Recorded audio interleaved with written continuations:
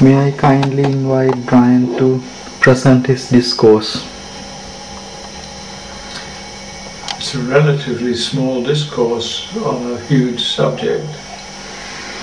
I have done quite a bit of reading to try and help me, but of course reading is difficult for me because of my eyesight. But you referred, when you asked me to do this, to the 10 ethical points. I couldn't find this in any of my books, but I did find 8 things which I'm going to talk about. They're all, if you like, an amplification of the 4 truths. And so I've listed them down here by heading, and I'll say something about each one. The first one is perfect vision. That's sometimes translated to perfect understanding. And what does this mean is that you look ahead to understand your life, understand where you're going, understand what you're doing, rather than wandering about as one tends to do if you're not careful. The second one was emotion, which is sometimes called resolve, and this is where you're planning to educate yourself, if that's the right word, into a more peaceful life, a more happy life, a life that reflects both your vision of life but also everybody else's vision of life. And it should be a peaceful one and should be a compassionate one. The next heading was speech.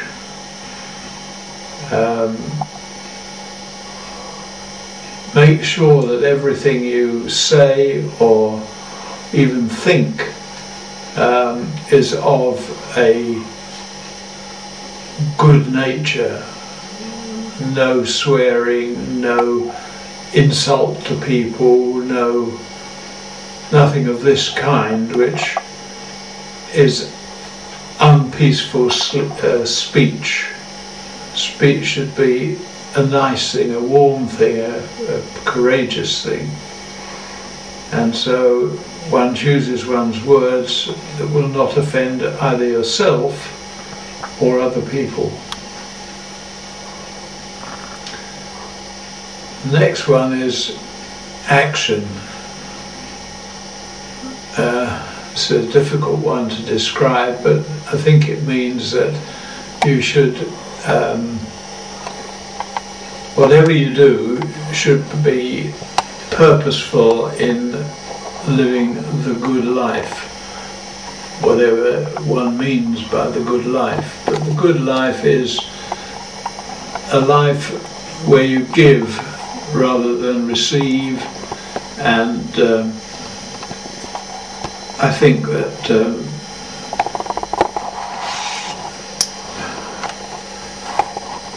we need to be thinking about the action we're taking, what we're doing, why we're doing it, and so on.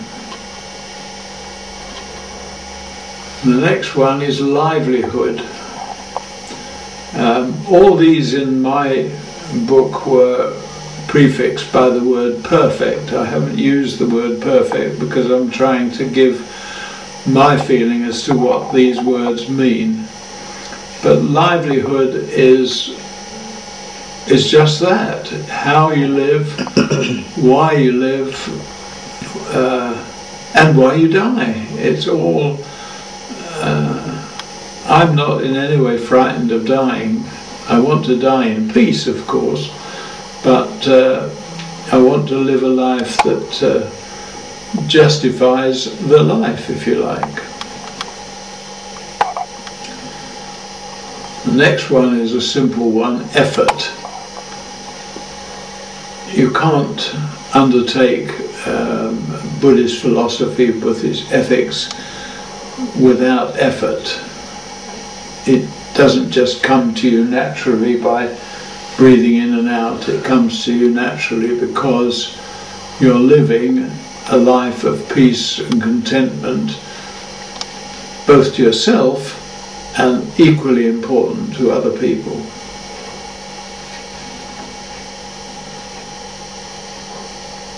Awareness is the next heading I have on my list. What does awareness mean? It means that you're aware of your interaction with other people. In other words, are what you do beneficial to them, and is their reaction beneficial to you? It's you should be aware of the importance of living a quiet, peaceful, happy life. And the final one in my list, and I can't read the word because it's in Urdu, well, it means, I can't read that either.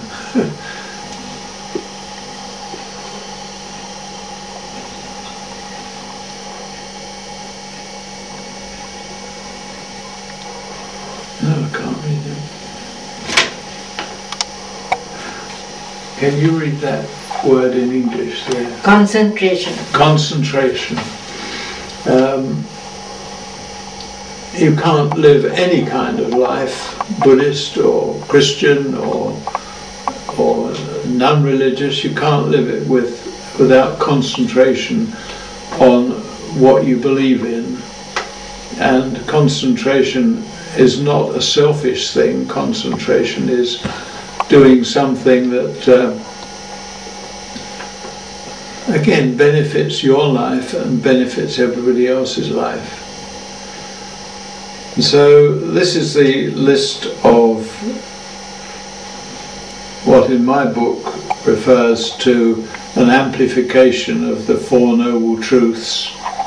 They're not quite the same things as you have talked to us about in meditation, and but it's how one should live. And they use the word perfect in respect of all these things, to live a perfect life. If one lived a perfect life, one would be sitting up there, not here, because it's too... None of us can live the perfect life. All we can do is hope to attain some measure of perfection. Thank you. Thank you very much, Brian. It is very good, actually. And you have done quite a considerable amount of reading to gather that Buddhist way of life according to the Four Noble Truths. And you explain about the Eightfold Path, which is Buddha recommended all Buddhists to practice as the middle path. The Eightfold Path brings you the liberation, happiness. If you can't achieve or reach into that state, it gives you the contentment, happiness, security, and the peaceful life you all deserve in this very life. So if others have got any comments or any questions about that, please take few minutes to ask any questions from Brian. So he is happy to clarify any other things. Big questions, please. I think it was very good. Yes, it was. Very understanding. Well, it's come out better than I thought it was going to, I must say. Yes, well done. I have a number of books on Buddhism which I've been trying to, of course reading is very difficult for me because I have to use a magnifying glass all the time. I can't read otherwise. This is not on audio tape which I can listen to, although I am getting an audio CD of the Dalai Lama talking about elements of his view of Buddhism, which I hope to get very shortly from a charity that I'm in. But I haven't the benefit of that yet. But anyway, that's what I've tried to do, and as I say, it's come out better than I thought it would, and it sounds as though I've done a lot of work. I've done a lot of reading, and a lot of it I haven't found necessary to talk about.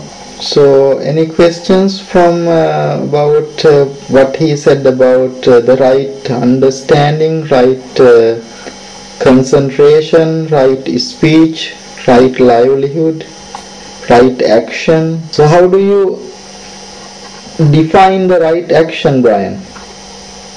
Well, the right action is that you live a life that's beneficial to yourself, so that's a selfish viewpoint, but you live a life that is beneficial to other people. In other words, I think there is a phrase that's used, you should give, you should never take. If you're offered something, that's all right, but you should never take away from somebody else.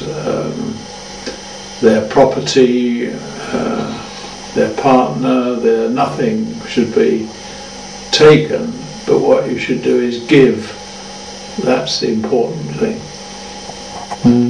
Right speech? Speech is a difficult one. It's not difficult, but it's just that you speak proper words. You don't speak words that are offensive. You don't speak words that upset other people. You try and speak moderately and in a friendly manner. It includes being angry. If you're angry, that is not good speech at all. I don't know. How much right concentration benefits to a day-to-day life?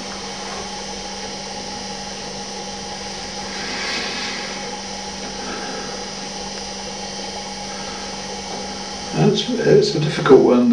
When you are meditating or reading about Buddhism and so on, it's easy to concentrate. But when you're cooking supper, it isn't quite so easy to concentrate. Tell me about your experience cutting the carrots. Well, I went to Gaia House in Devon on a Buddhist retreat, and I volunteered to do an hour's vegetable preparation each day. And every day I got a huge pile of carrots which I had to clean and cut up. I've never seen so much carrot in my life. And I now, one of the things I do quite well is make soup, and one of my soups is carrot and coriander, and I always think of Gaia House when I'm cutting up the carrots. So the concentration and cutting the carrot. I don't know that it was essentially a concentration. It was just getting on with it. There is a very famous Buddhist story about carrot and the horse. When the person wants to drive the horse, what he does actually, he put a carrot just few feet right front of the horse face. On a stick. Yes, yes. So the horse that is like a right desire or determination in Buddhist perspective, and it empowers you to achieve what you need to achieve. So that's kind of a concentration for the benefit of effective livelihood. Yeah. Yes, they're all interconnected if you think about it. You mentioned livelihood. Well, any of those 8 headings that I gave can be interrelated with one another and should be interrelated with one another. They shouldn't be in isolation, I think. Thank you very much, Brian, for your humble contributions. Let us make a short chanting for him to one day acquire the full light of wisdom and transform his life into liberation. So let us make a short chanting by keeping the palms together. Sabbitiyo vivajjantu sabba rogo vinassatu Mate bhavattvantarayo sukhi digayuko bhava. Sadhu, sadhu, sadhu. Thank you. Let us do some exercises. Thank you.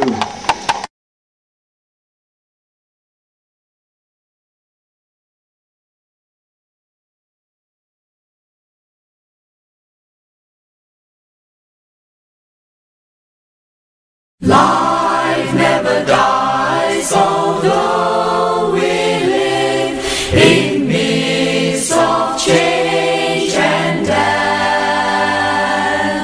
Only the form shall pass away, and not the spirit's breath.